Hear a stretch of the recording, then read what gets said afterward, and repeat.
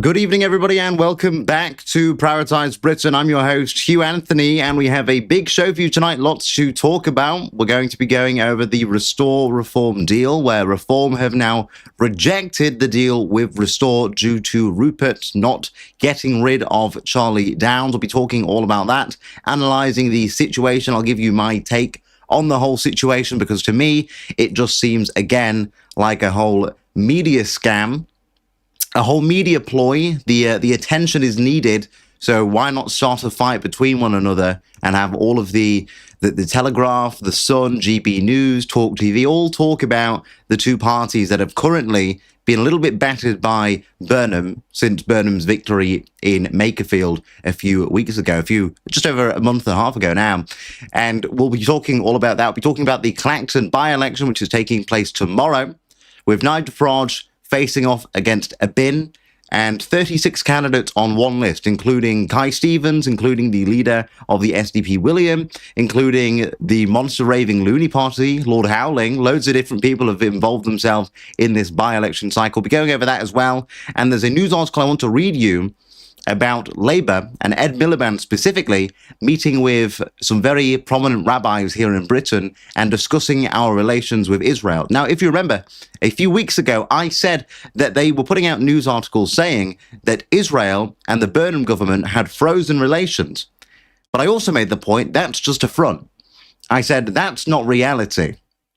I said the reality is behind the scenes, they will still be getting on and they will still be friends. And really with Ed Miliband, who, if many of you know, is a Jew, Ed Miliband, who's also in charge of MI6, I said that he's still going to want to share intelligence over to Israel. He said in 2014 that he loves, adores Israel and that he wants the survival of Israel. So obviously that was inevitable, that this anti-Zionist, anti-Israel rhetoric they were pushing to the forefront of the Burnham government was nothing more than a fallacy. So we'll get into all of that. We'll talk about that as well. Lots to talk about today. Very warm day here in Britain as well. It's 29 degrees in my room right now, which is why I'm not wearing a tie. It's 29 degrees, and I'm sure most of you just went and watched that solar eclipse. I like space, all right? I don't care if that makes me a goy. I like space. I like watching the moon move in front of the sun. Doesn't happen often. And they were like, don't stare at the sun. So I did stare at the sun, and now I can only half see. I'm halfway to Helen Keller right now. I just need somebody to deafen me, and then I'll just be making weird groaning noises, screaming down the street, and I'll be the exact same. I could do an amazing Helen Keller cosplay. That's what I'm gonna go to Comic-Con this year. Is it on this year? They usually do it like November time. Well, I'm gonna find a Comic-Con. And I'm going to go as Helen Keller now, because I know what it feels like to be a blind man.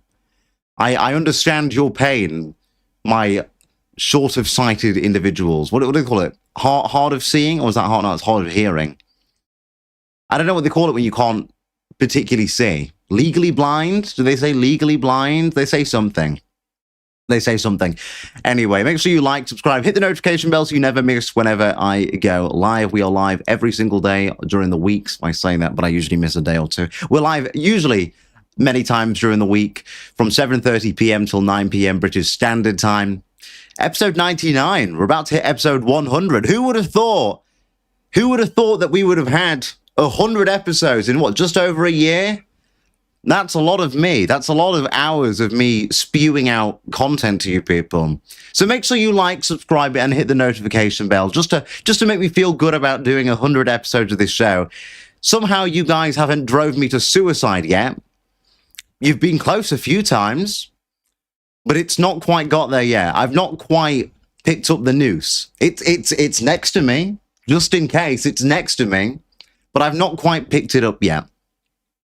Maybe if you guys keep sending stupid super chats and asking me dumb questions, like telling me to tell other people to do something when you can go and tell them yourselves, then maybe I might.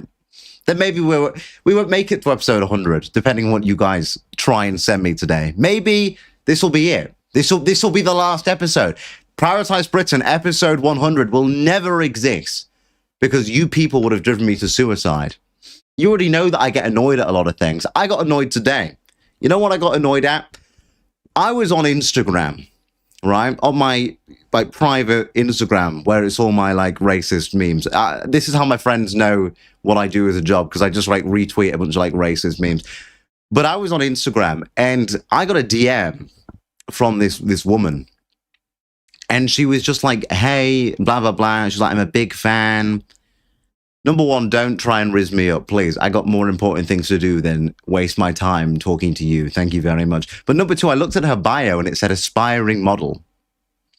It said aspiring model. I DM back. I went, aspiring model. Does that mean like you're just too ugly to admit that that's the reason you keep getting rejected? Or do you just think that, like, what is it? What is an aspiring model? How do you aspire to? You're either attractive or you're not. You're either hired or you're a subhuman. What do you mean aspiring model? So I asked her and she was like, "Oh, I have a portfolio and all of that." And I went, "Well, look, you're 23 years old. If nobody's taken your portfolio by now, just get in the kitchen. Just get in the kitchen and shut the fuck up. That's my best advice to you. Get in the kitchen, shut the fuck. You will never be a model if you're already 23 and you're still being rejected. Aspiring model. Yeah, okay. Yeah, okay. I saw that. I was just like, what the fuck is wrong with you? Genuinely. If you've not done, like, modeling, right? Yes, okay, you have models that can go on for years, cosmetic surgery. I don't really care. But most models start their careers fairly young.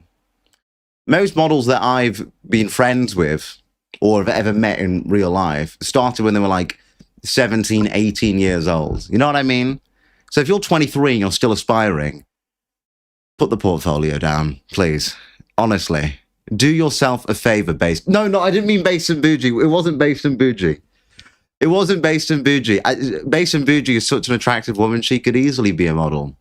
She might not fit in the camera frame, but she could easily be a model.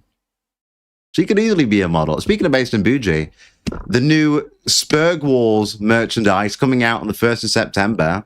Did you guys like that intro? I did that myself, actually. I sat there this morning learning how to edit and do like the rolling text and the whole like music and the transition. I was so proud of myself. And I got the idea because I called Based in Bougie Jabba the Hutt, which is true. But I called her Jabba the Hutt and I was like, wait a minute. Everybody represents a Star Wars character in the dissident right.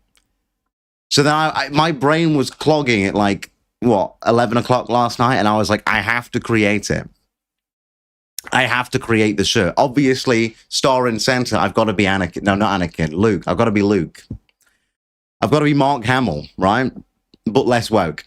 I've got to be Luke Skywalker. Plump myself in the middle of the shirt. Based in bougie as Jabba the Hutt. I put the weave on before Dajunga gets mad at me. I put the weave on for you, okay? I didn't make you bald. I kept to the script. But I made her Jabba the Hutt next to me. You have Angloid as Han Solo, because I don't know what he does. He's always everywhere. He's like the rebel of the group that's just like always doing his own thing. I put Reese Talking as Chewbacca or Jewbacca, because everything's like big rambles that only limited amount of people understand, and the rest just think he's waffling. No offense, Reese. I understand what you're saying. I just mean the general populace. Only some people understand Chewbacca. That was the point. Put Young Bob as 3CPO because he's autistic, knows too much information, but gets beaten up quite a lot in the movie. Remember when Chewbacca had to carry him around on his back? I put that Jaden Palmer guy, you know, the Indian geezer. I put the Jaden Palmer guy as Lando. Why? Because he will sell off our people to the Tommy Tards, to the civic nationalists, to global finance. So I put him as that. I put Steve Laws as Yoda, the old guy that's been in the game for a while. He understands what's going on. He's training up apprentices. I put Lucy White as Princess Leia because Princess Leia, she's not my sister, but I was like, we need a woman. Lucy White, you can be Princess Leia. Who else do we got? We got Rupert Lowe as Obi-Wan, obviously had to be done. Darth Vader. I'm not going to say it because I'll get told off, but just do a little bit of mental evaluation. Darth Vader, Luke Skywalker's father, ends up being a rivalry because one of them's on the dark side, one of them's on what they call the light side. They have a difference in agreement, and it leads to a family dilemma where they frankly just can't see eye to eye with the Empire. So you can probably figure out who the half face is on Vader, because that's funny, right? That is funny. I'm not going to be told otherwise. That is funny. And then obviously Emperor Palpatine, Lord Palpatine, just to avoid copyright. Disney, this is fair use, all right? This is parody. This is fine. Fuck you. Just to avoid copyright, has to be Tommy Robinson with the Death Star of David. That's what I'm calling it. I'm calling it the Death Star of David. The Death Star of David. Right next to him, right next to Tommy Robinstein, Emperor Lord Palpatine. I think it's a great t-shirt, Spurg Wars, because everyone's a Spurg.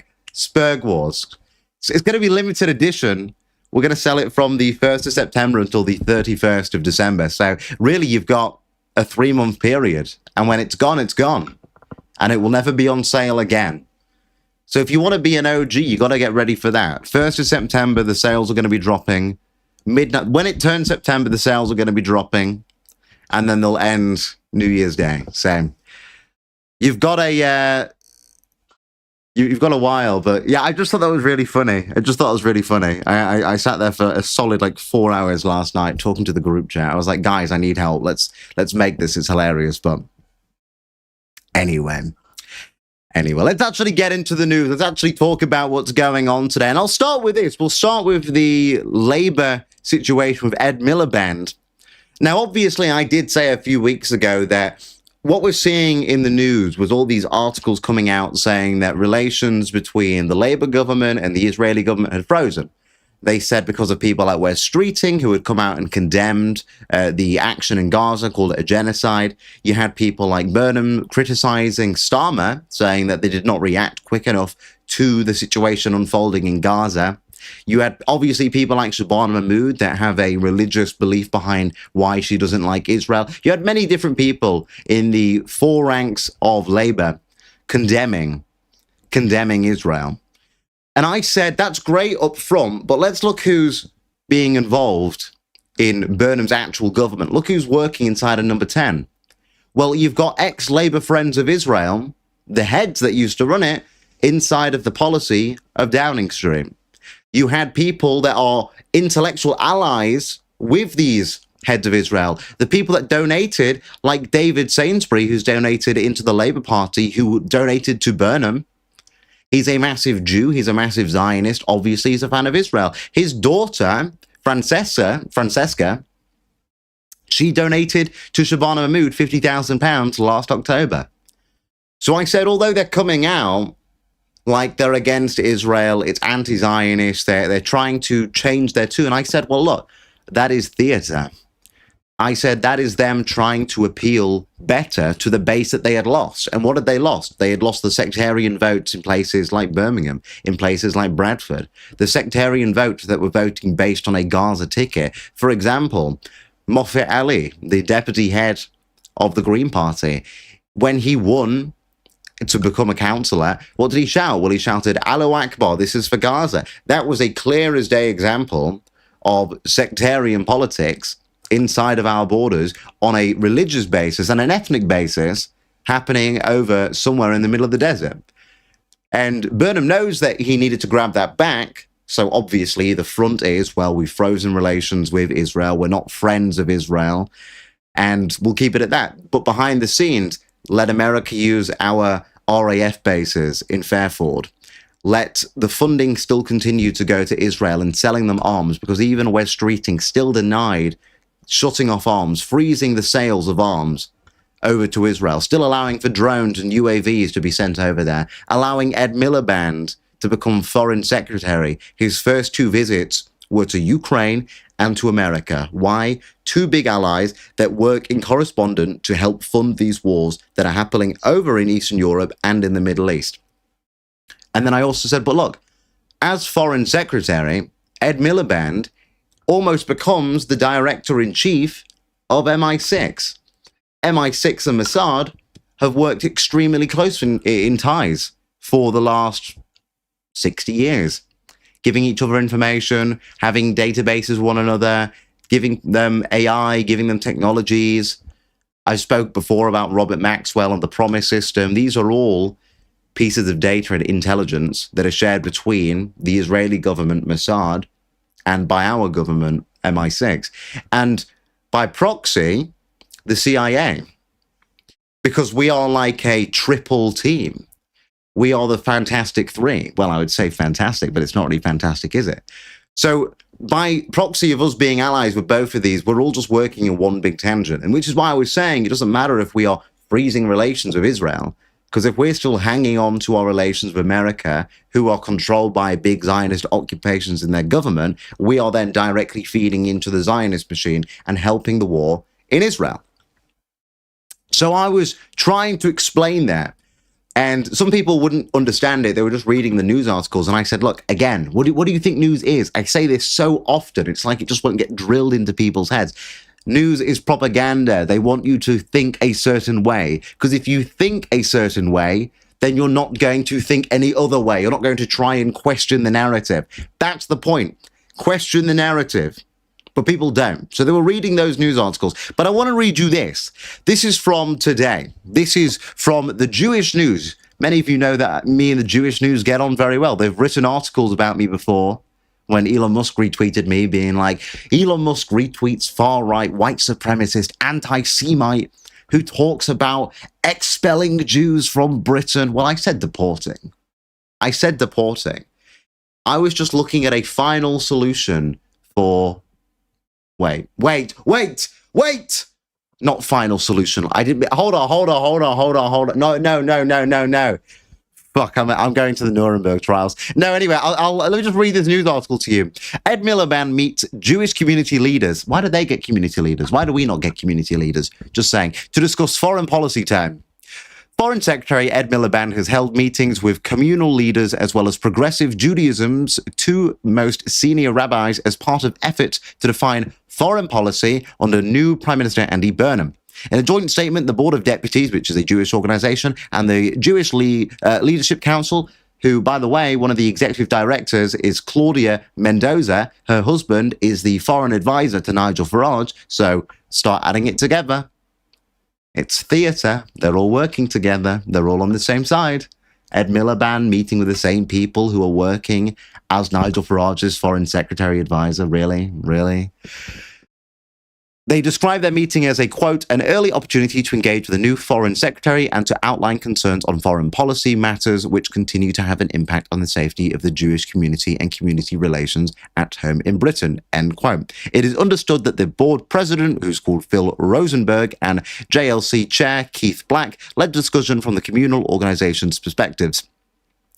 Following their own meeting with Miliband, Progressive Judaism co-leaders Rabbi Charlie Baginski and Rabbi Josh Levi said there had been a, quote, a really good conversation in which Miliband demonstrated a commitment to serious and sustained engagement with the Jewish community. Then they also go on about the board, and JLC noted that the discussion with Miliband covered, quote, UK-Israel relations, I'm talking like Candace Owens right now, delegitimization. Sorry. All right. It's warm. It's been a long day. I'm not Candace Owens. I can pronounce my words. Delegitimization of Israel, ongoing efforts for peace in the region, anti-Semitism, and the global threat posed by Iran and the Muslim Brotherhood. So what does that really tell you? Well, obviously, Ed Miliband is a Jew. He comes from a Jewish family. They were Jewish migrants that came over during the Nazi regime. What did he say when he first became foreign secretary under Burnham? Well, he sat there and he spoke to the news. And his first response was, I'm very proud. My parents were migrants. They are Jews. They were persecuted by the Nazis. That was his statement to the media. Obviously, that puts forward a picture of what his leadership as foreign secretary is going to look like. It's going to be very pro-Israel. It's going to be working in the favor of Jews, and it's going to be against Britain's actual perspective, which is the domestication and the protection of our own borders. Now, obviously, him talking to the board of directors in the JLC and them talking about anti-Semitism and the war in Iran, what do you think that means? They're talking about the threat to the Jewish community and the threat to Jews as a whole, if it's in Israel or in Britain. And then they're blaming the Muslim Brotherhood and Iran. And what have we seen through the last few months? Well, what have we seen? We've seen every single newspaper try and blame everything on Iran. The assassin that was caught up in Huddersfield last year, they tried to blame that on Iran when it had nothing to do with them. It was just a drug mafia. They've tried to blame multiple different attacks and threats on Iran. They tried to blame the Golders Green ambulance on Iranian groups. They tried to blame the random brown guy that walked around Golders Green stabbing people on Iran as well. They've tried to say that they are sending over IRGC members over the channel on boats, even though, again, we have no proof of this. But what are they trying to do? Well, they're trying to paint a picture that Iran is a direct threat to Britain. And if it's a direct threat to Britain, then we need to deal with that threat for the safety of our communities. And more importantly, in the eyes of people like Ed Miliband, the safety of the Jewish community.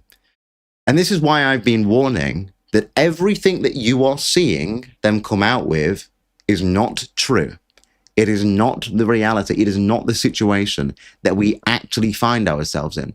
Because the situation we actually find ourselves in is, once again, foreign subversion. Once again, foreign lobbyist groups and foreign individuals having a sway over our policies, having a sway over our foreign policy. And even look at the JLC. The Jewish Leadership Council, Claudia Mendoza, she literally specifies that her understanding and expertise is working with Arab states and Arab nations and fixing the relations between those and Israel, specifically Iran. So do you see what I'm getting at with this? I've been saying for ages that we are edging towards direct involvement in Iran by allowing America to use our military base in Fairfield to send a B-1 bomber over to attack an IRGC command center. By allowing that to happen, which was a direct attack, it was a direct assault, it was not a defensive strike, even though they call it that. Allowing that to happen is now beginning to lead to a situation where we are getting more and more and more steadily dragged towards involving ourselves via military operations inside of Iran to benefit our strategic partnership with America and with Israel. But the downside of that is the war bonds that will be bought up, the amount of money that will be pushed into the war market, the amount of things that we'll have to produce, like the UAVs, like the drones, like the AI infrastructure, the advancements in our technology, the sharing of our data, that's going to come back on us. It will come back on us because we'll pay back the prices and the debt that our government incurs via the war bonds. It will come back on us because we will endure the refugee crisis which comes out of this conflict. Because again, look in the Middle East. What are the countries that don't have to take any refugees? Who are the countries in the Middle East that didn't take Palestinian refugees? Well, it was Israel, it was Jordan, and it was Egypt. They are three strategic partners. Jordan and Egypt have both been paid off by America. Egypt since the 1970s and Jordan since the 1980s, I believe. They've both been paid off by America to be friendly with Israel, which also means being friendly with Israel means you don't have to take in any Palestinians. And this is really my issue, which you see in every level of our politics, which you see with people like Farage talking about we need involvement in Iran, which you now see with the Burnham government talking about, well, we're going to help because the threat to the Jewish community via Iran and the Muslim Brotherhood. Talking about, even like Rupert Lowe puts out a tweet today, and look, okay, he said he's not bothered about the war there. Well, I am bothered about the war there because I'm bothered about the expansion of Israel. I'm bothered about Greater Israel. I'm bothered about the Third Temple. I'm bothered about the Antichrist. Luckily, it's the Orthodox Jews that are preventing them constructing the Third Temple now, but it's also the Orthodox Jews that are allowing for them to get involved with conflicts to expand Israel's borders. You people like Ben Gvir, people like Rabbi Mizrahi, big supporters of the expansion of the borders because it's in their biblical understanding, their theological understanding to expand it. But I mean, even people like Rupert Lowe comes out today, he says he's not bothered. Well, I say Rupert Lowe, Alistair Harrison tweeted, he's not bothered about the war, too many things going here in Britain. But then he also includes a paragraph saying that he believes that Israel should protect itself and it should wipe Hamas off the face of the earth, basically. Now, the issue with that, of course, is the casualties that come into it, which is what we've seen in Gaza, is every time Israel is to do a strike into Gaza on a hospital or a school or wherever they believe that Hamas is tunneled under, there are multiple casualties of children, of families, innocent individuals that are being blown up because of this war. And again, we can talk about, was it a stand-down order? Was it a false flag? Was it perpetrated by Mossad to allow hundreds of Jews to be shot up in a music festival for the allowance and the vengeance to take place into Gaza? I'm not going to get into that conspiracy again. We've been over that multiple different times. There is a lot of evidence pointing there. But my point is, every single one of our politicians always falls down the trap, because that's how our politics is funded. That's who controls our politics. They always, they can outright condemn Islam. They can condemn Iran. They will condemn the Muslim Brotherhood. They'll condemn whatever. They'll never condemn Israel and the IDF. And if they do ever condemn it, well, it's theatrics. It's not real. Because why would somebody like Burnham be willing to condemn the action of Israel into Gaza while still allowing for the war in the Middle East to continue and advancing it by allowing America to continue to bomb Iran, and by proxy of the Iranian war taking place against Israel, Israel's using Lebanon as a wedge to force Iran into strikes, to force America into involvement.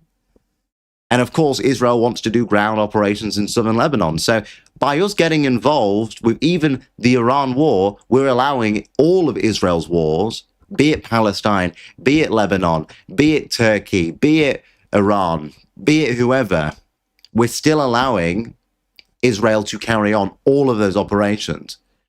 Because the only actual correct approach to any of this is not the fact that we don't care, is that we do care. And we care enough to halt our relations, our sales, our shared information, our relations completely with you.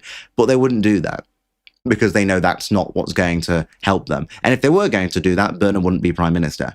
If Burnham was going to do that, he wouldn't be following in Blair's footsteps. He wouldn't be following in the footsteps of the man that's going to help rebuild up the Gaza Strip. So obviously, everything that you're seeing on the media is only half of the story. That's just what they want you to see. And that's why I tell you the actual story. And that's why they don't like me very much. But that's the reality of the situation. So I saw that earlier. I put it on the Telegram. Find the Telegram, one of the top links in the pinned comment. I put that on the Telegram and I went, I said this. It was right there in front of you. You really think that hiring some foreign Jew as the foreign secretary was not going to have that same impact? Of course it was. Yes, okay, Ed Miliband may have been a little bit more reluctant to get involved in the Iran war, but of course it was going to lead to this situation where he would still want to back the Jewish community throughout the world, especially in Israel, because he has an ethnic tie there, and he has dual loyalty. Most Jews, a vast majority of Jews, and this is why they are such a powerful country, they have dual loyalty to Israel because they see it as their ethnic land. Just like how if I was born in Japan, I'd probably have a strong bias towards Britain because that would be my ethnic homeland. Just like how all the foreigners that are born here, the Pakistanis, the Indians, the Nigerians, the Kenyans, whoever, they all have strong ties back to their land because that's where they believe their people are from. And that's why the propaganda really to the Jews through Talmudic teaching, through the Torah, through rabbis, and really just through the ethnic rulings of the land over the last 80 years has led to them being so powerful. And they've been doing this for a long time. They were doing this in the world wars. There were Jewish communities in Russia spying on Russia, sending information back to the land of, well, it was occupied Palestine at this point in time, but sending information back there. There were Jewish communities all throughout Europe doing the same thing. I mean, what do you think the Apollo affair was? It was Jewish communities in Pennsylvania stealing nukes, which was enriched uranium, and transporting it over to Israel, stealing fighter jets, stealing ammunition, lobbying money over massive Jewish lobbyist groups, because that's how it works. So that's why, of course, Ed Miliband's going to turn around and look to prosper his ethnic land, which he sees as his ethnic land. So I'm not surprised. I wasn't surprised, and I was trying to warn people again, but once again, a Jew has dual loyalty to Israel. I'm shocked. Shocked, I tell you. Shocked. But anyway, that was just the news article I saw earlier. We'll get on to the whole restore reform thing, but we might as well start on CLACTON. Obviously, you know it's the CLACTON by-election tomorrow, with Nigel Farage resigning last month and starting a by-election, starting an election campaign saying, well, look, if you guys want to investigate me over my £5 million crypto donation from Christopher Harborn, well, we're going to put it to the people. The people will decide whether or not I'm guilty. It's not up to you, blah, blah, blah. Honestly, complete front. Complete front. And weirdly enough, I want to say this. I said this a few weeks ago. I said, look, when the Ann Widdecombe murder happened, who was using it straight away? Well, it was Nigel Farage. He said from the beginning, this was premeditated. This is why I need security. This is why I need my 5 million. Here's a news article about me receiving 300 death threats a month, X, Y, and Z. And I was like, well, that's just obviously him using propaganda to justify his dodgy dealings. I received death threats. I received a death threat the other night. I was out playing bingo. I play bingo on a Monday. Don't call me a boomer. That's why we do the show earlier, so I can go out and play bingo with my friends. My friends are all in their 60s and 50s, all right? We go and play bingo. I don't give a shit if you want to call me old. Fuck you. I enjoy playing bingo. But I was out playing bingo, and I received a message, weirdly enough, on Snapchat. I don't use my Snapchat. I have like 4 or 5 people on Snapchat. They're like my close friends that refuse to use WhatsApp because they're still mentally retarded idiots that believe that we're still young. Mate, you're 23, you're 24, you're 25, give it up, put the Snapchat away. But they don't talk to me unless I go on that. So I have a Snapchat just for that. And somebody added me, and I was like, okay, that's weird. I was like, there's no way you found this. It's not linked to any of my socials or anything. So I added it. Now I'm going off on a tangent, but it links back. It links back. We're going to circle back. So I added it, and he's like, hey, blah, blah, blah, blah, blah. He was like, I saw you out the other night. And I was like, what, sat down having a drink at the pub? Maybe you did. Maybe you did. Anyway, then he got really weird. Then he was like, I saw you with your friends. And then he was basically threatening me and threatening my friends. I'm not going to get into it. Long story. The police are dealing with it. But threatening me, threatening my friends, saying that he's going to kill me, blah, blah, blah, blah, blah. And I was just like, hold on a fucking minute. Hold on a minute. Then he found my phone number. This was really weird. Then he found my phone number, texted me on WhatsApp, and I'm like, nobody has my phone number. This is my private ass number. Like a collection of 15 people in the entire world have this phone number. Nobody. Not even one of my best friends. Most of my best friends don't have it. It's my private phone. He texts me on a random WhatsApp account. It's called like Danger Business. Sends me a picture of myself whilst at the pub. And he says, I know where you are. I just was like, what the fuck is wrong with you? Honestly. Anyway, rang the police. It's being dealt with. It's a red emergency because of what I do for work. I'm still standing, bitch. You'll never fucking kill me. Fuck you. That doesn't even work on me. Anyway, the point is, Nigel Farage goes on about that, but I'm like, hold on a minute. Everybody in politics deals with that. Everybody that's a political activist or is involved within some form of controversial politics will deal with death threats. That's sadly part and parcel of the job. And I saw that when the Ann Widdecombe thing came out, he used it specifically when the CLACTON by-election was ignored. And then Ann Widdecombe gets murdered. Then he's like, oh, look, I need to be protected. I need the 5 million. Even today, he said he needs the 5 million. And weirdly enough, today as well, what does he do for Ann Widdecombe? The day just before the CLACTON by-election, he hosts a memorial. It's a memorial for Ann Widdecombe. He puts it all over social media. Today's the day that we remember Ann Widdecombe. So to me, that just seems like complete propaganda, but it also seems like him trying to avoid any form of scrutiny about his finances. And that's really what the entire by-election was. It was him trying to avoid scrutiny for his finances. It was him trying to avoid the course of parliamentary investigations because it's dodgy.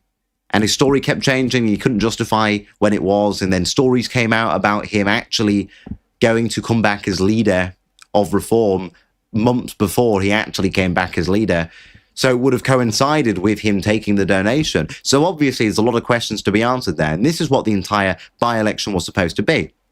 And every major party completely stood down and said, we're not getting involved, we're not interested in your little games, it's not our thing.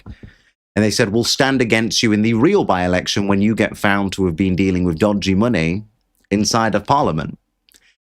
And his plan failed, so obviously, what's been happening over the last few days? We all know that Nigel Farage is going to win. We all know that he's going to beat Binface. All right, that was never even a question, because Binface is probably going to get a stupid amount of the vote, but he's not going to win. But what's been happening over the last few days? Well, obviously, CLACTON by-elections coming up, media attention needed again.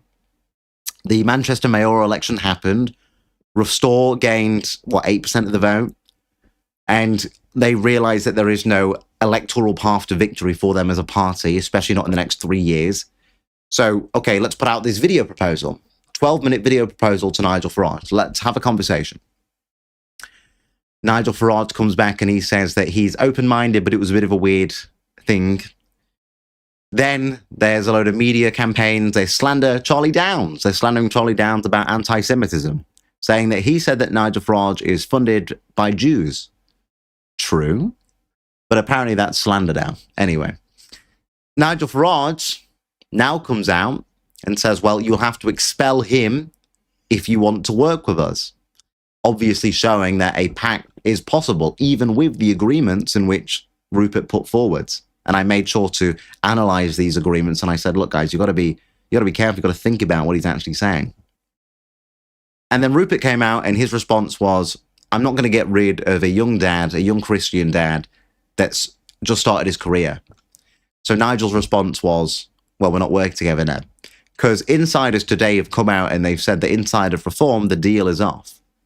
But that's not really what they said. What they said is the deal is off for now. But the for now is the fine print that everyone ignores. And I said this, I said, look, the best thing that these people can do, really, because it's all theatrical, because it's all fake, the best thing that they can do is keep arguing for a few months, maybe a year or so, to stay relevant in the media. And then when they realize, okay, now's the time where we can work against Burnham, because obviously Restore can't outright win the general election. Reform can't outright win the general election. And it's going to be harder for them to even get a minority government if Restore are ankle-biting it their vote share. So I said the deal is inevitable, because it is, because that's how politics works. And I'll read you this article. This is today regarding the deal being rejected.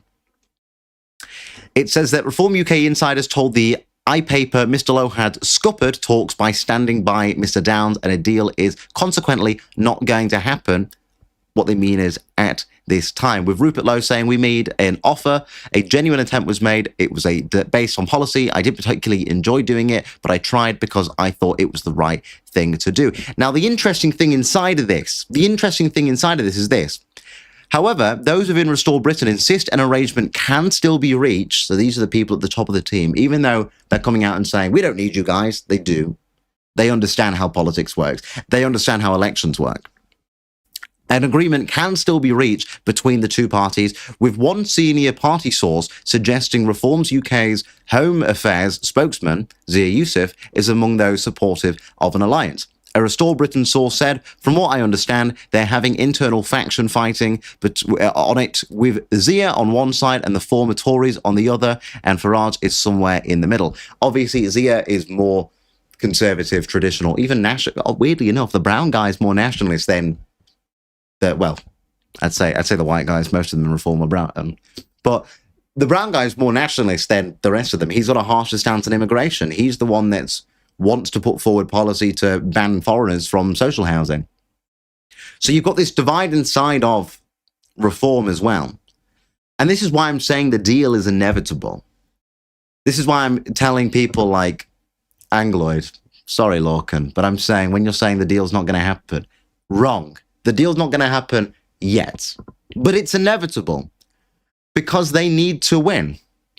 And really, the ideological differences between Restore and Reform outside of the ego between the two party leaders doesn't particularly exist. The difference really is some of the supporters are more nationalist, and some of the supporters are more collectivist, globalist in regards to their view of the world. And this is a fan favorite. Do you guys remember the local elections where I brought out the whiteboard? Well, today I've done you all a favor. I have spent my time drawing a board today about the way in which we find our political situation here in Britain. And I'm going to use this to explain to you guys the difference between Farage and Lowe and the Reform Restore voters. You ready? So what we currently have is Lowe and Farage. They're not actually that different regarding their economics. They both agreed really in Thatcherite economics, which is small government, free market, capitalist economics. The only difference is Farage obviously does not have as much of a care for the native population, whereas Rupert Lowe's come out and he said about white Britons being a minority by 2063. So there is a slight difference, and it's not really on a left-right divide anymore, because people always go on about the left or the right. Well, the left really agree on most things. Most leftists, like Burnham, are somewhat centrist. They have more of a socialized understanding about economics, because most people in Britain believed in socialized economics, but he also understands what makes a nation. He understands that taking care of the boats is important because the idea of national pride and patriotism is important to the nation, which is why he said that he will obliterate the boats. Not literally, he's not going to use military force, but he's going to stop them. So most people really on like the Labour side do sit within this box. You've got the Greens and Labour, and even the Lib Dems are really just here in the middle between the, what I would say more the Conservative, the neocon side, and the Labour side. And then you've got the nationalists over here. And the difference between people that are on the right side of this board, which is not left and right, but it's about being colorblind, being racial, and being economically socialist and being economically capitalist. And I'm talking like extreme free market. And regulated markets probably here. Extreme free markets are here. Extreme like distributism, can't fucking say it, whatever. Fraser's going to be bad at me. I'm having one of those days. Is down here. Whereas some form of socialized economy, some form of welfare state, some form of like nationalization is probably around this mark, which is why the nationalists are here. You've got your national socialists down here, your communists and your socialists, which is why they're basically aligned. All of that. You get the gist, right? You get the gist. I feel like I'm a teacher right now. I should have become a teacher. I would have been a great teacher. Imagine doing like history with Mr. Anthony, or like I was like a politics teacher. Holy shit. My students would be so base. My students would be so... Anyway, sorry, I'm getting completely off of it. So the left-right divide is really gone. It's not really to do with economics anymore, because weirdly enough, most of us will probably agree with some of the economic policies that Labour are putting out, like nationalisation of our transport, like nationalisation of the railways, or nationalisation of our water, or buying back British steel. Most of us probably sit there and go, you know what, we kind of agree with that.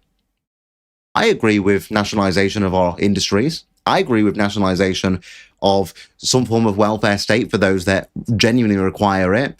But the difference is between us, which are over here, and them over here, is they're colourblind and we're racial. Bearing in mind, let's make this very clear. What I'm showing you right now, only apply this on the basis of white people, because this does not apply to foreigners, because the foreigners that would vote for parties that are in this box are actually over here when it comes to their understanding of race.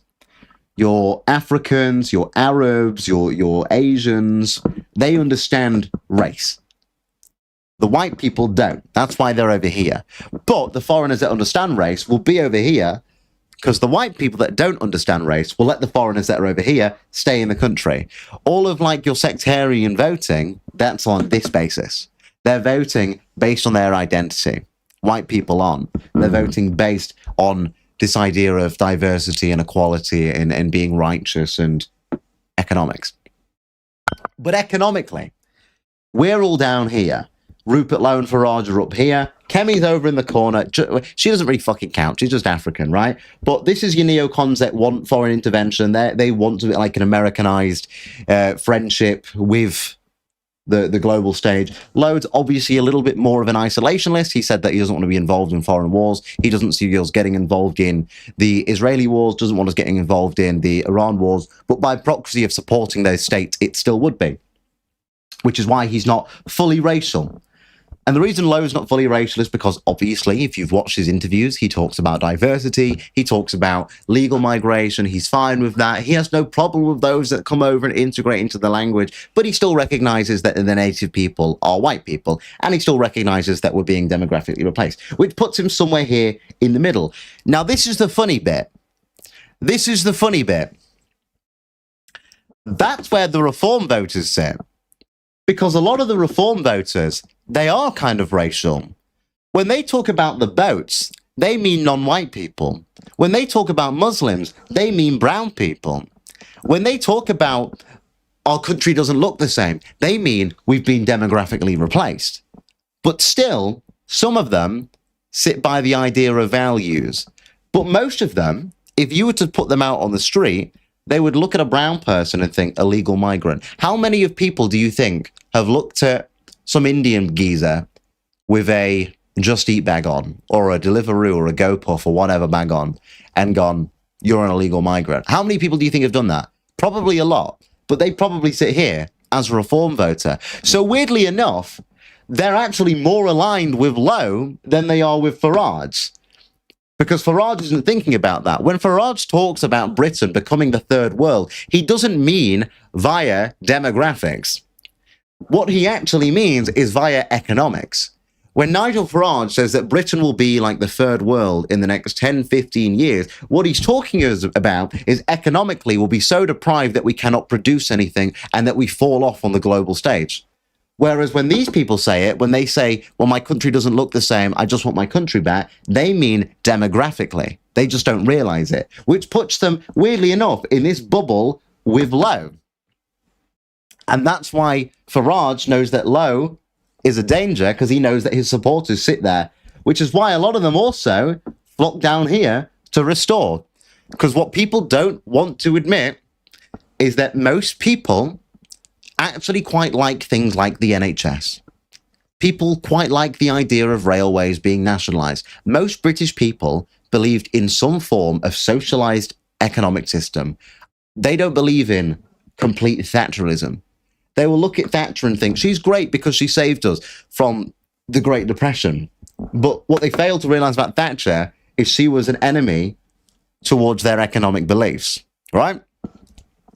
So the weird thing that we have currently is reform voters are hating Lowe and they're backing Nigel, but Nigel's over here and they're over here and Lowe's there.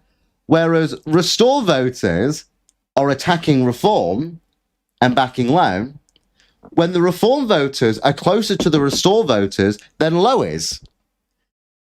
And this is why I'm really saying it's not about left-right divide anymore. Left-right divide just is not even a concept in our politics, because they're all just in this box. We don't have to ignore them. We agree economically, we disagree when it comes to race. We disagree when it comes to our understanding of what our country should be. But this is what the mistake that everyone's making. They think, well, we can't work with them, they're all civnats. They're not as civnatty as you would think.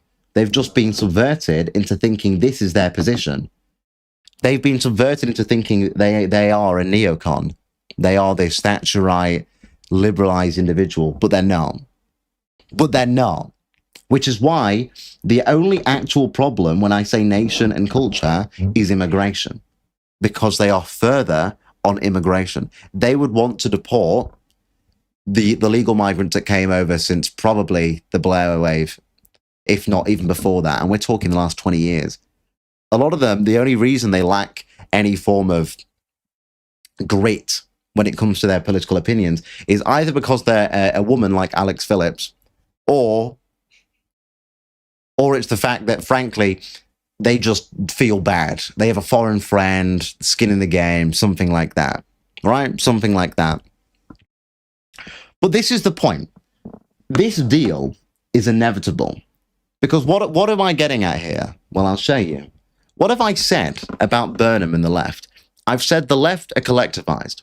The left have a plan. They know who they're voting for. and they know how to work together. Because the left, they exist in this one box. The right, we exist in 3 different quadrants. That's the issue. So the deal's inevitable because this one voter base, that guy is more likely to pull in the people that are over here by employing, because what has Burnham done? I'm just going to do this as dots. Burnham's employed people that probably believe in like this kind of idea. We're talking like your socialist members, or like here where they're like more racial, or you're talking the foreigners that are like here. The foreigners are here. You've even got foreigners up here that will still vote for this.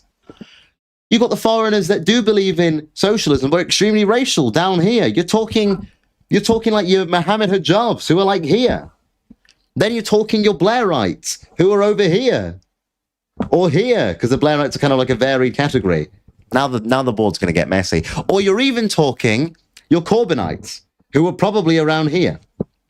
But the point is, they're all in the same box. Whereas we've got our nationalists. You've probably got Charlie Downs over here, who's working with Lowe over here. And these two refuse to work with each other. But his supporters are over here, and his supporters are over here. And her supporters, well, no one fucking knows where they are. They're a bit of everything, all right? They're a bit of everything. But the point is, and the point that I'm getting back to, is the deal is inevitable because the only way to beat this is for this to become one. And they know that. And I know that.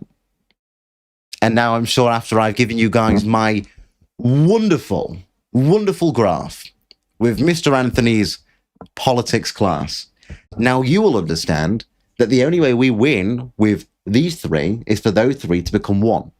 And if we agree or not on everything, it doesn't matter. Because the difference between us 2 is slight economic differences.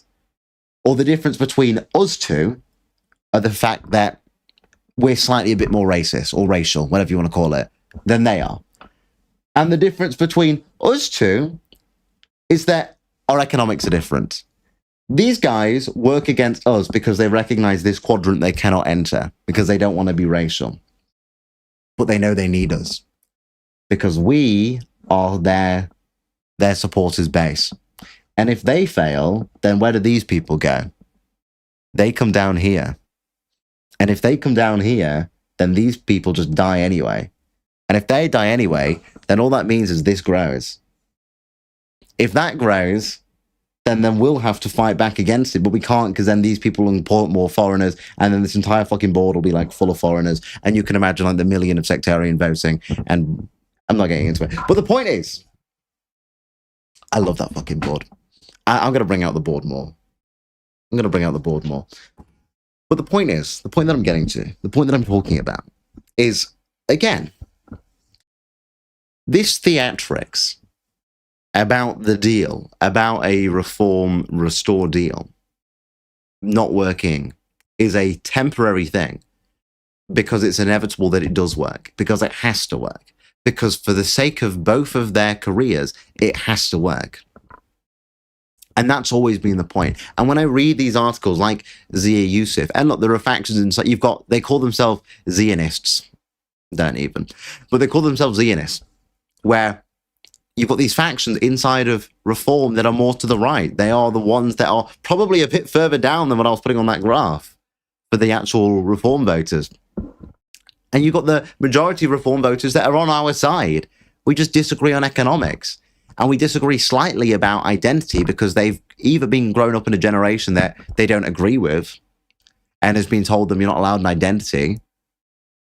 Or frankly, they've got skin in the game, or they're just too empathetic, or they're a woman. But you get what I mean. We're on the same side. We want the same thing. Because those people will probably agree with at least 90% demographic security. And that really is the religion of the chair. That's really the religion of our political situation. It is demographic security, and those people agree. So the deal is inevitable. So when I read these reports and they say the deal's off, and then you read the fine print, and it says, for now, it's leaving you on a cliffhanger. It's an eclipsis. in the sentence, because they know, all of them know, they have to work together. And they will work together, and we will end up with a right-wing coalition by 2029. They said the same thing in 2019. Don't believe me, just play back through history. Nigel Farage set up the Brexit Party. He says, we're not going to work with the Tories. The Tories have let us down. They failed to get these deals through. 2019 general election comes around. He agrees to stand down. He stands down Brexit Party members to allow the Tories to have a clean run. The Tories win with a big majority. You end up getting Boris Johnson delivering Brexit. It wasn't the perfect Brexit deal in Nigel Farage's eyes, but it was a compromise. Because that's what politics is. That's what politics has always been. It's always been that compromise. So this entire fiasco that you're seeing at the minute, where you're seeing the media storm about Restore and the media storm about Reform and all of that crap, it's purposely orchestrated to drive up attention and to drive these tensions to show. Because what do you think put it like this, right? The perfect love story from enemies to friends to lovers. That's what it is. It's a show. They're putting on a show, and they all know this. And that's why with the report I just read out from you, bearing in mind it comes from GB News, but the senior figures in Restore saying that they still want to work with them and that there can be arrangements made to work with them. They know that they have to. Restore know that they have to work with Reform. And Reform know that they have to work with Restore. So no matter what happens, everybody will end up working together. Even, it hurts me to say it, even Kemi Badenoch. Because Kemi Badenoch, although she doesn't want to work with Nigel, Reform will not be around for generations to come. Reform, if it was to form a government, would probably be a one-term thing. And then it would collapse, and the support would go back into the Tories, and the Uni Party would rebuild itself. Kemi Badenoch knows if there is going to be any chance at her reviving anything, or the Tories reviving past this election, they have to be seen to want to work for an actual right-wing future of Britain, which would mean the Conservatives will work with Reform and Reform will work with Restore. And you can already see that with Kemi Badenoch, which is weird again, because Kemi Badenoch, Rupert Lowe, but they work together. Rupert Lowe's on the Publics Committee Commission. He works with the Tory party. They have secret meetings, and I've already explained that to you. So, Reform will end up collapsing in the next decade. When Nigel goes, probably, they'll end up collapsing in the next decade, and that will end up with the death of Restore, and everything will fold back into the Tories. That's really the end goal of all of our politics. All of our politics will lead back to the Uni Party, because as I've told you before, the Uni Party can only ever be destroyed from the inside. It can only ever be destroyed by an implosion. It cannot be destroyed by an outside force. It can be damaged, but it will rebuild itself. Look at the polling even today. Labour's still in the lead. The Tories are still on 21%. Reform's on 23%. I told you. I said that the Conservatives were still alive. People denied it. They were like, Labour's done, the Tories are done. I went, no, not at all. So, that's where we find ourselves. It's a interesting situation, but yeah, I can't wait to see. I'm just intrigued to see how much of the vote Binface actually gets. People are saying 20, 30%. I'll be surprised if it's less than 10. I doubt it'll be less than 10. Depends what turnout's like. I don't know.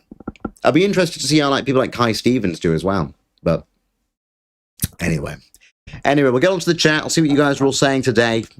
Wonderful day. Fucking hell, it's 26 degrees in my room. Yes, I am wearing a vest under this because I'm not ruining my shirt with horrendous amounts of sweat. But we'll get on to the chat. I'll see what you guys are all saying. Well, hold on. I'll go on to the super chats first. I'll go on to the super chat first. Let me pull this one up. Bring out the board more. Heart emoji. I shouldn't I? I like the board. I feel like I can explain things well with the board.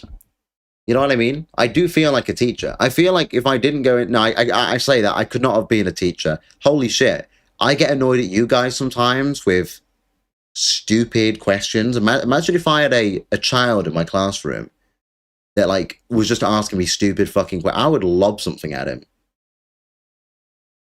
You know what I mean? Come on. I had a teacher that did that once. True story. True story. It was a... I'm going to say it. It was a woman. She was a crazy bitch. It was my first... I went to 2 secondary schools. It was the first ever secondary school I went to. And it was in maths. And I can't remember what somebody said. Somebody just couldn't figure out, like, I think it was like algebra or some shit like that. Somebody couldn't figure it out. I remember her grabbing a bunch of pencils from the pencil pot and just slamming them down on the table, and they just flew everywhere. I feel like I can't blame her though. That would be me. That would be me. I'd be like, Jimmy, ask me one more fucking time about how a bill is passed, and I'm going to lob this chair at your fucking head. That would be me. So, I don't know. Maybe I could be a teacher. Maybe I could be a teacher. I just don't think I could deal with the kids. Maybe a university student, but then student? Could I deal with university students? No, they're all annoying as well. I mean, a lot of people do this though, don't they? They're like a professor and they go into being a commentator or a you know, involved in politics somehow. Like Edward Dutton. He was a professor, wasn't he? Now he's an anthropologist. So Pauline Pence, that's hilarious. But no, it was not Pauline's. No, it was not. But yeah, I don't think teaching's my my career path. My teacher slammed the door once, the entire classroom shook. That's like nothing. I'm talking like South Manchester. I'm talking Southern Manchester, right? I'm talking like everybody there is mentally deranged. Everybody there is crazy, right? But I don't know. Did I see the NRP video?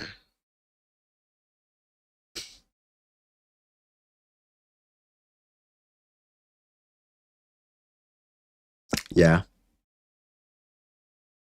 Look. I get on with Alec. I get on with some people in the NRP. Dan, Luke, I'm good friends with them.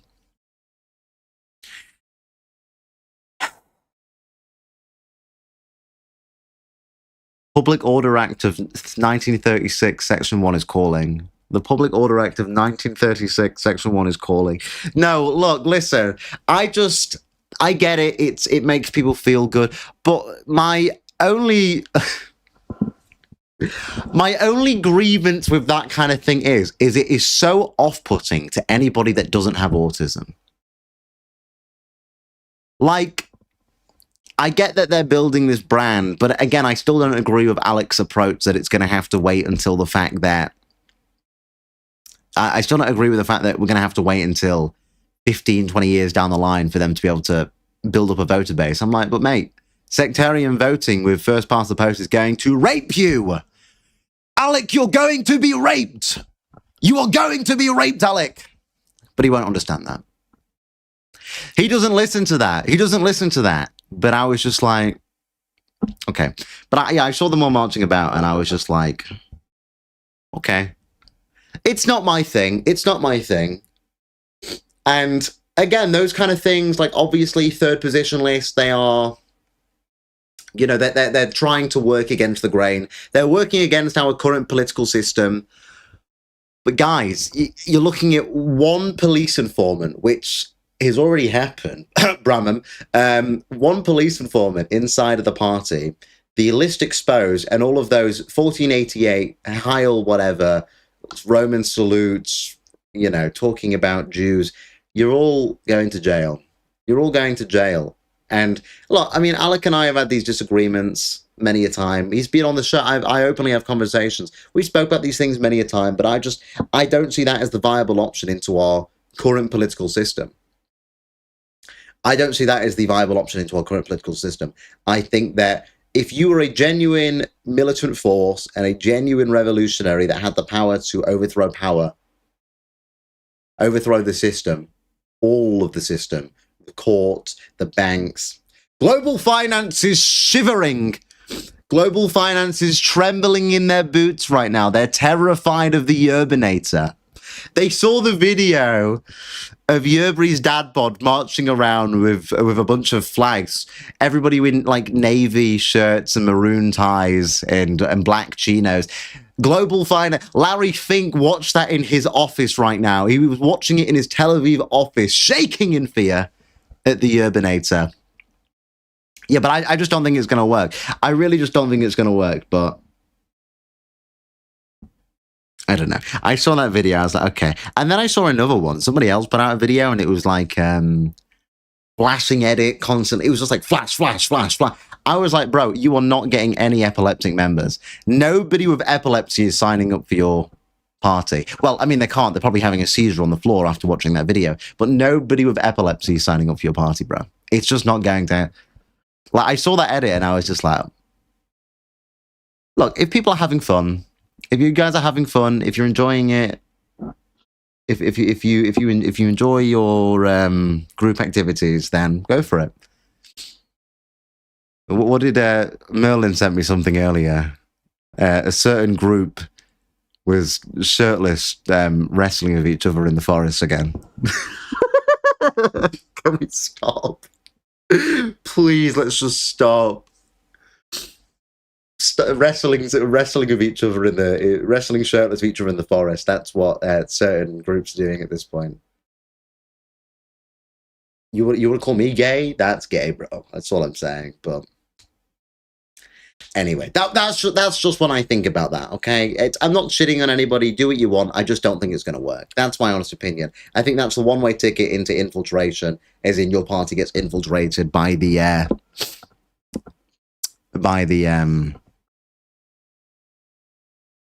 system. But anyway, seeing that new thing of the new IRA is going to drive migrants. It's not. They're just not going to happen. The Irish are spiritually brown. They're not going to drive migrants. They say, how many fucking new IRA groups are there? They do another one like every other week. We're the new IRA. No, we're the new IRA. No, we're the new IRA. Okay. All right, Paddy. All right, Paddy. Just put the gold in the pot and fuck off. All right. You guys are not the IRA. The IRA was like a Marxist invention anyway. It's anti-British and it loves Africans. Like, all right. All right. But just put the gold in the pot, Paddy. All right. Go chase your rainbow. All right. Go find your Lucky Charms. Chill out. There's not going to be a new fucking IRA. There's not going to be a new fucking IRA. You just saw the video. I feel bad for you. Yeah, I feel bad for you. Anyway. I got an ad for a schizophrenia trial on this live. Hugh James, mate, I think you probably need to go and take up on that schizophrenia trial. That's my advice to you, mate. I'd sign up for that if I was you, mate. Anyway. Dutch Hugh Triad checking in. Yo, I love the Dutch. Big up the Dutch. W Dutch. I need to go and visit the Netherlands. I want to go visit a load of these countries, to be honest with you. I might do a trip over there at some point. I want to go see Norway, Sweden, Finland. I've got a friend that's Finnish. Been friends with him for years. He used to play Overwatch. He watches the stream sometimes. Hey, Aaron, big up. One of my close friends. So, yeah, I might come visit. But yeah, thank you very much to the Dutch. Love the Dutch. Stay strong. Stay strong, my Dutch brothers. You guys will prevail. You guys will succeed. All right, we're on the up. We're winning. Well, are we winning? Are we winning? We're walking around on a private estate dressed in uniforms. So, what about a black shirt rally backdrop? Oh my fucking!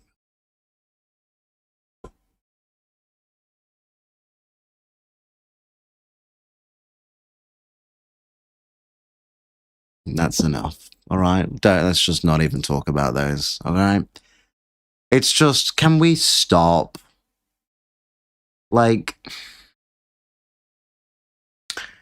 you know what I mean? This is why I get so, like, I want to kill myself. No, I'm not going to kill myself. You know what I mean? You know what I mean? You guys do it to me. You guys do it to me. Everyone does it to me with their stupid political... Everyone's so mad at me. Everyone just keeps, like, getting mad at me. The guy, there's a clipper that runs PB__ clips on Twitter. Go follow him if you've not followed him yet. He does really good clips. He gives you guys clips of the show. And I was reading some of the comments on the clips that he put out of me, and people are like, why is anyone listening to this subversive faggot? Because I'm the only one with an idea. Everyone else's ideas are stupid. That's my opinion. That's why. Everyone else is like just getting mad and like marching around in forests or like throwing roaming. I'm just like, what other ideas you guys got? Like somebody throw an original idea at me that doesn't involve some form of LARPing, please. Please. So I mean, I see all these people just getting mad and saying that I'm just like, what? I'm being a spurg. Yeah, okay. I'd rather be a spurg and be right about things than lose. I don't like losers. I don't like people losing. You people keep losing. How can you say you're winning when you've never seen a medal, nigga? Like, what are you saying? I don't know. But, yeah, they're like, guys, we're winning. Our victory is inevitable, and you're getting fucking raped by global finance. Our victory is inevitable. All right, and then you go back to your 9 to 5, nigga. Then you go back to your 9 to 5, nigga. Oh, yeah, global finance is winning, and you're still working for somebody else. You're still working for a big corporation. Oh, yeah. Oh, yeah, my apologies. Sorry, I forgot that you had terrified them, so I forgot that we were winning, guys. I forgot we were winning whilst you still pay your taxes, you still pay VAT, you still buy from Amazon, you still do your 9 to 5, you still buy from Uber Eats. This is why I say, like, look, there's no point even trying to laugh about it. There's no point even trying to sit there and pretend like, you know, we're fighting against the system. We're all involved in the system. Let's not even lie about it. Every single one of you is involved in the system. Some of you will pay for Amazon. Some of you will pay for Netflix. Some of you will like a takeaway. Some of you will use whatever's convenient. Everybody's involved in the system. Most of you have a normal job. You're paying your taxes. You're involved in the system. All these people saying that, well, I'm against the system. Okay. All right. You know what I mean? You see why I get so irritated there? It is just such a LARP. It is just such a LARP. Like, can we just please? I don't know. Irish, Scottish, Welsh, and English need to stand together. Don't taunt our brothers. Yeah, but they don't stand with us. That's great saying that, but they don't stand with us. They all hate us. Do you know why they hate the English? Because the English are the ones that were colonial. The English are the ones that dominate. That's what I'm saying. The Irish don't like us. They would quite literally rather trade us out for an African than be friends with the British. I was talking to David Clues about this on UNN on Sunday, and he was like, look, I'm from the west of Scotland, West Glasgow. And he was saying that he gets it. The Irish just hate the British. So that's the issue. Look, it's not like I want to sit here and shit on the Irish, right? But they don't like us. And it's when they're like, we're going to have a new IRA. It's like, whatever, man. It's just like, no, you're not. No, you're not. But people buy it up. People buy it up. They sit there and they read it. I saw Jake Monroe made a video on it. I'm like, what? I'm like, obviously it's not real. Obviously it's not real. Tax should be illegal. It's usury. Well, if you want to make it illegal, guess what? You got to take over the system. This is the point. All these people are trying to build something that the system's just going to be like, yeah. If you genuinely ever were to like build something that was going to take over the system, you're just getting squashed. You're getting squashed. You're getting thrown in jail. You will be killed. Anything that was genuinely a threat to the power that rules, squashed. The only way to avoid that is subversion. This is why I keep saying it. Reverse engineer what the Jew does. Reverse engineer the way of the Jew. And then you can figure out exactly how they got to where they are. Because think about it like this. Europe used to be extremely anti-Semitic. It was working against them, especially in the 20th century, the earliest 20th century. And yet they still became the most powerful force and now dominate most of the Western world. Because of subversion, because of tactics. So you have to work like that. You have to work like that. What do I think about Keith Woods? I don't mind Keith. I've met Keith in person. Tall guy. Keith's a tall guy.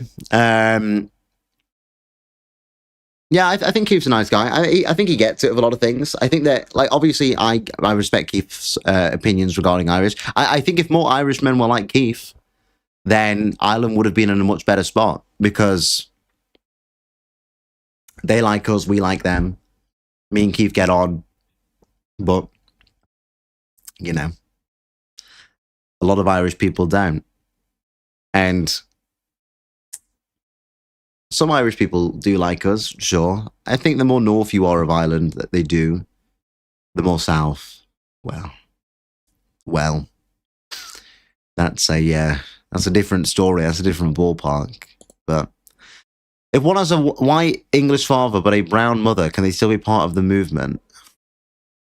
Well, look, I'm not going to stop anybody. If you believe in a homeland for the native English people, sure. I think the only thing that you can deal with the mixed race question is most people with an ethnic background will pick the ethnic side most of the time. Because obviously the issue with having someone that's half and half is that they don't belong to either group. So because they exist in an out category, they go for the group that's perceived to be persecuted in a white society, which is obviously the non-white person. So they usually go back to it and they say, well, because I have skin in the game and because I don't fit into your category or their category, I'm going to pick the category which I most align with because I feel like I'm being disadvantaged. So I feel bad for people that are mixed race, because I think that most people are going to go through an identity crisis, and that's unfair on them. You know what I mean? You know what I mean? But yeah, the British are the problem. I don't like the term British. I'm beginning to detest it the more that I do politics, to be honest with you. So Justin Barrett's not a big fan of me. Justin Barrett's not a big fan of me. So I don't know. He's good friends with it. Okay. Thinks you can reform the EU. EU is a difficult one. That's such a... the issue with the EU, you'd have to destroy it and rebuild it. That's the issue. That's the issue. So...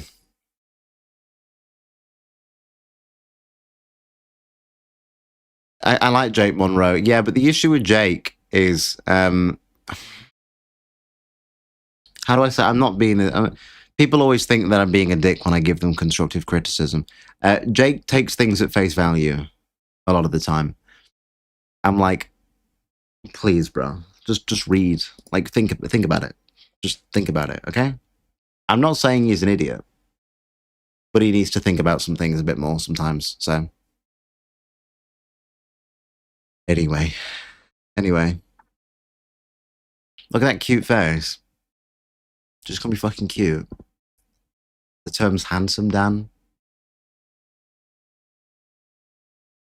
The term is handsome. Cute. About a fucking dog. Right. I think I'm going to leave it there anyway. I'm fucking boiling. It's still 26 degrees in my room. It's nearly 9 o'clock at night. I think I'm going to leave it there. What have I got to tell you guys? I'm not back tomorrow. I'm busy tomorrow. That was the board. I'm busy tomorrow. I've got things to do. But I'll be back on Friday for episode 100 on Fura Friday. Episode 100. Wow, I just can't believe it. Think about how many episodes that was. 100 episodes. And we're still not banned. That means I'm doing something right. Or at least I've gone under the radar for a bit. But yeah, anyway, I'll be back on Friday. Make sure you like, subscribe, hit the notification bell. Follow me on all platforms at Hugh Anthony or the Hugh Anthony. I am live every single week on Rumble, X, and YouTube from 7:30 p.m. until 9 p.m.-ish. I know we're 9 minutes before. I don't care. I'm hungry. Shut up. Check out the shop, prioritisebritain.shop/shop. The Spurg Wars merch will be coming out on September 1st until the 31st of December. So you will have 3 months to pick up the limited edition Spurg Wars merch. It's funny as fuck. I have one on the way. I will show you guys it when I get it. I'll show you the characters more in depth as well. I already showed some people that I showed Steve his character last night of Yoda, and he just laughed. He was like, great. Anyway, I'll be back Friday. Apart from that, take care of yourselves. God bless and prioritise Britain. Thank you very much, everybody.